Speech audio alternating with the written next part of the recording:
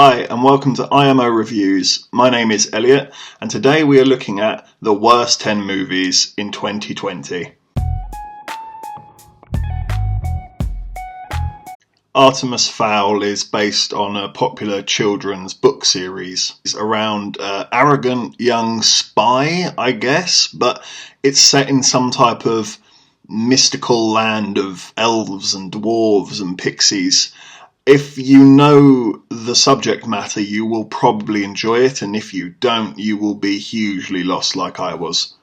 It wasn't a great film, but it never annoyed me either. It's just kind of background noise. I imagine some kids would find enjoyment in it, but wholly forgettable, with really meh performances all around. Even the great Dame Judi Dench saying "top of the morning to ya" in a leprechaunish accent couldn't save this car crash. Fantasy Island is a little bit of a mixed bag for me. It's a terrible movie, and yet it might just be my favourite movie from all of 2020. It is so unintentionally funny. If you try to take this film seriously, it's a disaster, but the scenes fall apart so early on with just things not making sense, logic being thrown out the window, characters being so over the top and dramatic, people's fears being questionable and stupid, that you can't take this film seriously. You have to take it with a pinch of salt and laugh, and maybe watch it with a bit of alcohol. I did, and I laughed my arse off the whole way through. I'm actually considering getting this on DVD just for the fun of it. You have a girl who's afraid of the dentist, and so her fear appears as basically Arnold Schwarzenegger if he decided to go to dental school. This is one of the big scares of the film. I think when they were making this film, they wanted to take it seriously and they wanted to make something really good. You can tell there is some love in it, but just the way the story folds out, the film reached the point where it just says, screw it, we're just going to do anything and everything, and we're just going to throw it all at the screen and see what happens. That's the only way to describe the finale. They try to give some depth to some characters, but there's just so much going on all at the same time that doesn't seem to line up with each other that it is just a mess. And I'm actually glad they realised it's a mess and they just made a mess, because it's a fun mess. Number 8 in our list is Bloodshot, which I believe is based off of a comic book, not one of the more popular ones. I don't know how accurate to the comic it is, it's not something that I've read, but I just found this whole experience to be a complete waste of time. It's a really simple premise of a guy's wife is killed and he needs to find the killer, only he keeps having his memories altered as to how he remembers it. Sounds quite good when you put it like that, but execution-wise, it's boring, it's dull, it's repetitive, it goes over and over and over and over again until you're sick of the sight of it, and any entertainment comes in the form of really poor and uninteresting CGI, bad fighting. I don't know if it was intentional or not, but they just seem to hit every single trope and stereotype of these sort of movies, from like the cheap 90s and 80s straight to DVD stuff, and that's sort of how I viewed this film. I was just sort of like, this should just go straight to DVD, there's no point wasting people's time with this. Don't get me wrong, I've actually heard some people say they like this, maybe they're bigger fans of the comics or something like that, that's something that I'm not registering. But personally, I could have slept through this one. It was really boring.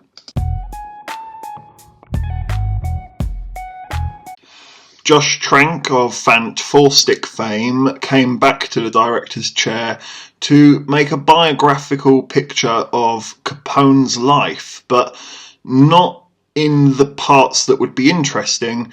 He showed the days of his dementia and home life of retirement. I can't really understand what the writers or Josh Trank were really trying to achieve with this picture. Al Capone is a huge figure in history that you can pull so many interesting stories out of. I mean, you look at films like The Untouchables, it's a phenomenal film that holds up to this day, and Al Capone is by far the star of the show. I really don't know what they were trying to achieve by basically putting him in a care home. The film was hugely disappointing. The trailers looked somewhat interesting to start. It certainly grabbed enough attention, but it just disappeared and faded away shortly after people watched it because they realised, this is a bit naff actually. The person I feel for the most is Tom Hardy. He's clearly doing what Tom Hardy does, acting his socks off, committing beyond belief. His performance is good. I thought it's strong, it holds up, and I thought the others around him were fine. They weren't terrible, but it's just the material. It's dull, it's uninteresting, it's not much fabric to it. It's kind of pointless. The finale of the film, which I won't spoil in case people want to watch it, but I'm still sort of wrapping my head around, again, what were we trying to achieve? Because I don't know if they're trying to belittle Capone or make fun of him, make fun of people with dementia. I don't know. Weird choices to be made, really strange choices. There's a good film in here, screaming to get out. It's just surrounded by far too much boring, unnecessary mess. I want you to get this fuck where he breathes. I want you to find this Nancy boy Elliot Ness. I want him dead. I want his family dead. I want his house burnt to the ground. I want to go to the middle of the night. I want to piss on his head. JiuJitsu with Nicolas Cage. Where to begin? This is probably the weirdest film on the list, and there's some weird ones on this list, so that says something. It's kind of like Predator in the sense that an alien comes down to fight people, but that's about as much of a plot that you get, really, a plot that makes sense anyway. I mean, I really wasn't expecting much. I can give it some props in the sense that I get the impression this film was not made for a lot of money, and I don't think it was made by a really experienced pair of hands. The action is decent. It's fine enough. It's for somebody who doesn't know what they're doing fully and doesn't have an endless pot of gold. They do quite well, actually. They keep the shots. When they do camera tricks, it's smooth. They don't make it really obvious that something's changed. I think the director, he's got potential for definite. It's just this script is... what is this script? Just for starters, why is the film actually called JiuJitsu? There's maybe some odd JiuJitsu moves in there, but it's not specifically about JiuJitsu. It's not like this is a JiuJitsu school or these are the JiuJitsu fighters. It's just people fight, and it's very sort of punchy and kicky, which isn't JiuJitsu. I don't know. There's a lot of stuff going on in this film, and none of it ever makes any attempt to make sense. It's completely throwaway. But there is some fun to be had with it. Kajillionaire told the story of a misfit family that are constantly broke and running from job to job, looking for schemes and hacks that can make them rich quick. I just did not click with this film on any level. I thought it was so pedestrian in getting going. It took its time at a snail's pace. I actually couldn't tell if I was supposed to be laughing or not. The humour is such a sort of niche type of humour that I don't really know who this film is for. I wouldn't recommend it to any one group specifically because I was watching it and I think the film gave you these brief moment of pauses, and I think these moments were where you were meant to laugh, but my expression was just deadpan, not really sure what the joke was, what the point was. The characters are not interesting. I'll keep it short and sweet. I'm going to forget this in a matter of minutes. Zeroville told a fictional story of a promising and hopeful filmmaker, film editor, I suppose he's more of an editor. he doesn't really have much of an idea of what he's doing, but he's hell-bent and he knows that, like, this is what his life has been building up to. That's about it for the plot, and that's kind of the problem. The humour in this film is a bit weird and off the wall, which I wasn't expecting for James Franco. He, Seth Rogen, and those alike, they can normally have me in fits of laughter, but in this film, they got the odd scoffing, sort of chuckle, you know, that sort of reaction to the odd line, but at no point was there any proper belly laughs, and the story was very quickly unravelling the more they told it. What I also thought was weird with Zeroville is that they make sure to let you know that this is fictional and strictly fictional, but yet they will incorporate real history and it will be affected by the actions of the fiction, which is just a strange decision. Either be fictional or be realistic. I don't know why you're going to use the fiction to change the real life. Just a strange choice. I didn't find much rewatch value in Zeroville. The performances are fine. It's always good to see James Franco doing something a little bit out of the mould. But when you think to things like The Disaster Artist, this pales way in comparison.